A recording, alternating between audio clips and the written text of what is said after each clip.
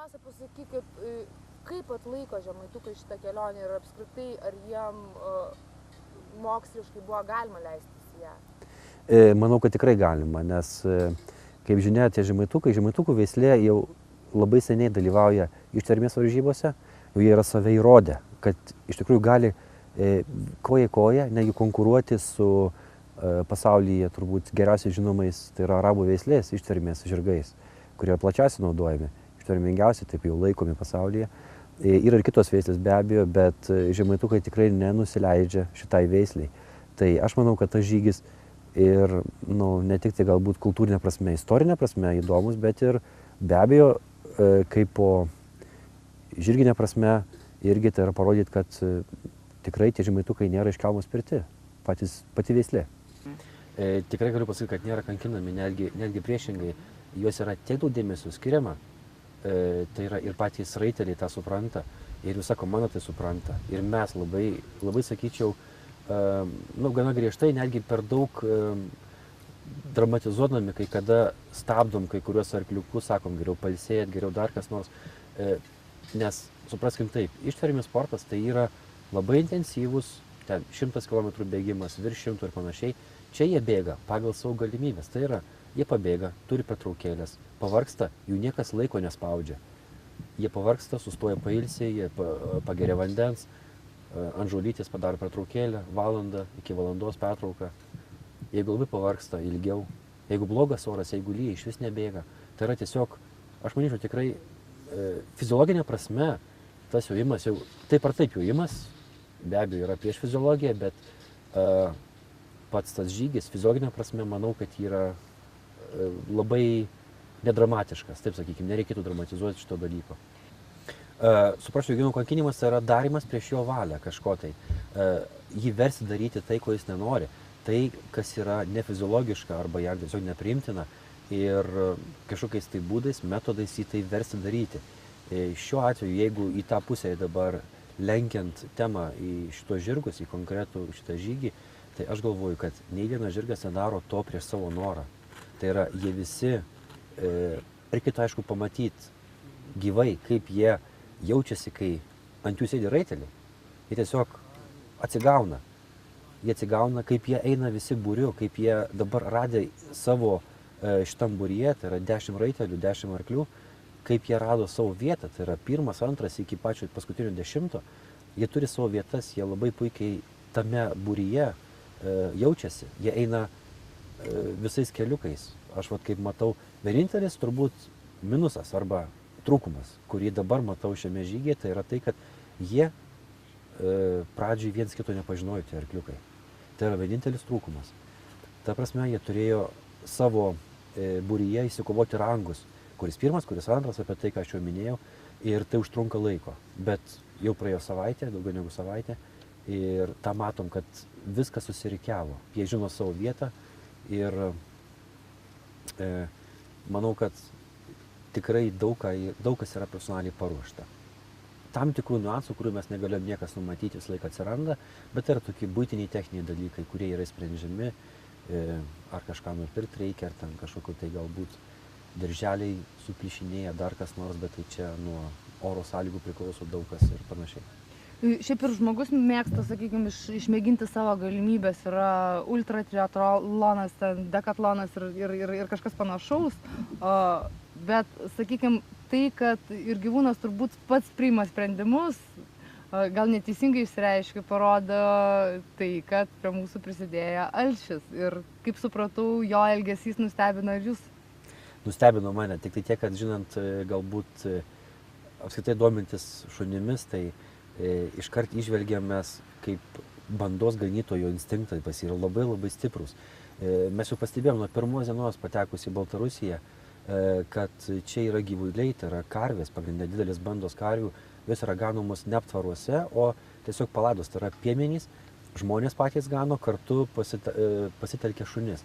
Ir būtent tai yra tikrai turbūt savo eilėje kartų buvę aviganių, bandos aviganių šunų, tai yra bandos aviganių šunų palikuonis. Ir jisai taip stebi savo bandą, jisai taip nuo jos neatsitraukia, jisai randa savo vietą ir, kaip sakau, tai yra šuo, kuris nesipina po kojom, jis visą laiką randa vietą atsigulti taip, kad matytų visą teritoriją, visą stovyklą. Jisai netgi žmonės taip pat stebi, jisai juos laiko savo bandos gyvūnais, partneriais. Ir jisai stebi tiek žmonės, tiek arklius, lygiai taip pat bėgant. Jisai bėga, visą laiką mato tiek priekinius arklius, tiek paskutinius arklius, galinius. Ir taip, Alšius čia yra unikalus. Šiaip šiame žygyje jūsų užduotis yra prižiūrėti žirgus, sakykime, kad jie jaustųsi gerai, bet atvažiavo turėdamas ir kitą tikslą. Kokį? Atvažiavau tikslą be abejo ir mokslinė prasme, tai yra žemaitukais domimės, taip sakykime, grinai asmeniniai galbūt, ne tai kad asmeniniai, bet asmeniniai moksliniai interesai, domėti žemaitukų pačią veislę, nes tai yra tikrai unikalu, kad turim tokią veislę ir be abejo yra svarbu, tai yra pilietiškai ir politiškai išsaugoti ją. Bet kaip žinia, vėlgi aš vis kartojuosi visiems sakydamas, kad veislė yra tikrai pasmerkta išnykimui, jeigu jinai neras praktinio pritaikymo. Valstybė negali išlaikyti jos. Tai yra dideli pinigai reikalingi ir panašiai, bet kaip dabar įtikinti žmonės, kad juos laikytų. Hobį laikytojų be abejo visą laiką mažėja. Todėl visą laiką reikia ieškoti praktinio pritaikymo ir tam reikia kažkokių tai faktų. Vienas iš nišų žemaitukų pritaikymo tikrai matau ištvermės sportas. Jis yra populiarus, jisai nėra toksai intensyvus sportas, kaip, kad sakykime, konkūrai arba išjodinėjimas. Tai ten be abejo jie negalėtų konkuruoti jokiais būdais. Bet va šitoje srityje, šitoje šakoje sporto, manau, kad puikiausios galimybės yra. Ir tas sportas yra tikrai plačiai populiarinamas ir Lietuvoje, tiek Europoje. Manau, kad su šitais moksliniais tyrimais, kurie dabar čia bus, be abejo, tokių tyrimų niekas nėra daręs. Tai manau, kad pavyks kažkokius tai faktus ištraukti iš žemaitukų ir pabandyti pateikti populiariai ir, sakyčiau, populiarinant jų pačią veislę. Tai yra ne tai, kad paprastai tuščiais žodžiais, o ir pagrįsta moksliniais tyrimais. Bet tie straipsniai pasirodys ne Lietuvoje, kaip suprantu. Be abejo, privalės pasirodyti ir Lietuvoje, pasirodys Lietuvoje, bet yra labai didelis interesas parodyti juos ir bent jau Europos kažkokiam tai bent, taip sakykime, žurnale, kuris arkliais rašo apie arklius, tai yra specifinė, taip sakykime, rūšies laikraštyje. Rengdamiesi šitam žygiui konsultavotės su specialistais, ar galima elgtis taip su arkliais, sakykime, ar jie gali atlaikyti 2000 km tokiais keliais, tokiam sąlygom?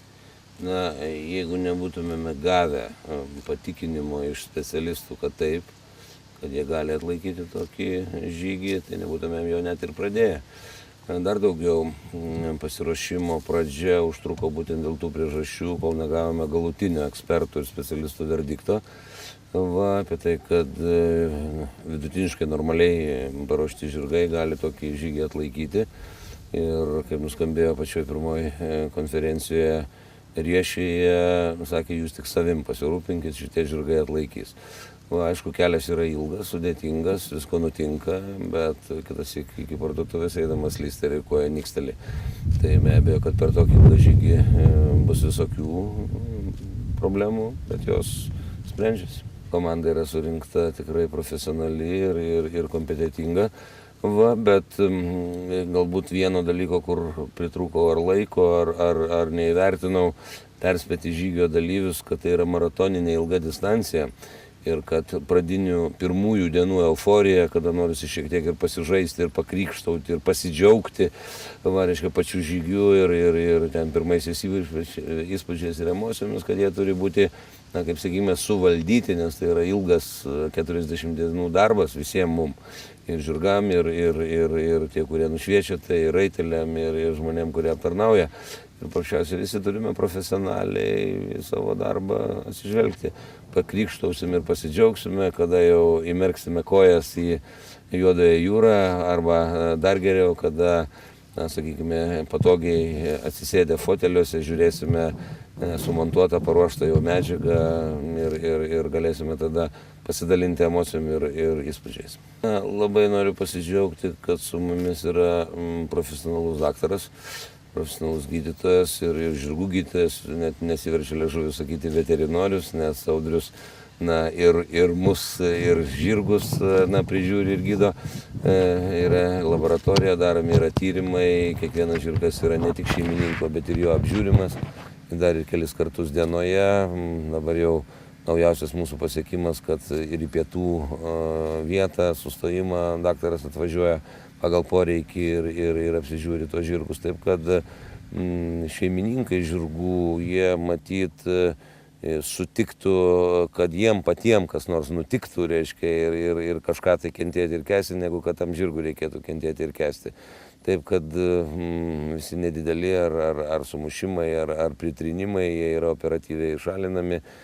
Technologijos jau 21 amžiaus yra ir tai reiškia, kad aš esu visiškai užtikrintas, kad šitie žirgai išsers šitą sudėtingą žygį, pasieks finišą, na ir paskui kiekvieno iš jų vardas aukso raidėm bus kažkur tai, reiškia, įamžintas. Dabar belieka tik tai, kad visi suvoktų, kad tikslas yra bendras, kad užduotis yra bendra ir dirbtų kaip vieninga komanda, visi iki vieno.